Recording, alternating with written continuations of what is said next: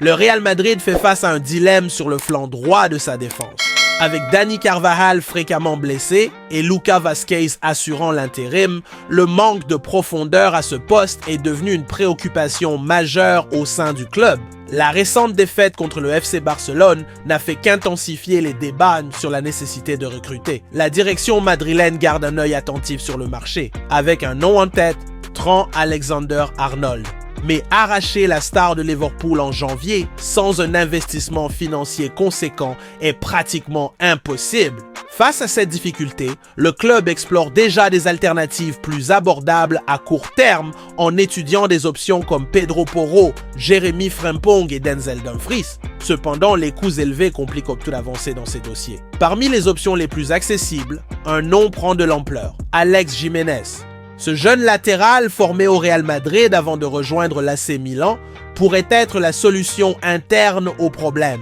À 19 ans, Jiménez est entré dans l'histoire en devenant le joueur le plus cher à quitter le Real Madrid Castilla avec un transfert d'environ 5 millions d'euros vers le club italien. Le club madrilène pourrait tenter un retour, misant sur son talent et sur le bon rapport qualité-prix de l'opération.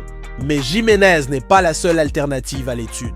Un autre joueur qui attire l'attention à Santiago Bernabéu est Reece James de Chelsea. L'Anglais, bien qu'étant l'un des meilleurs latéraux droits du monde, suscite des doutes quant à sa condition physique, ayant subi plusieurs blessures ces dernières saisons. Le marché espagnol offre également des options intéressantes au Real Madrid. Juanlu Sanchez du Sevilla FC est un joueur bien évalué en interne.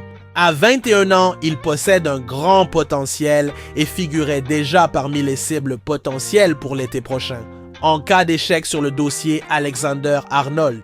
En plus de lui, Andrei Raciu du Rayo Vallecano est un joueur suivi, mais il ne fait pas partie des priorités de la direction. Une autre alternative en Liga est Jon Aramburu de la Real Sociedad, qui représente une option abordable pour renforcer le poste.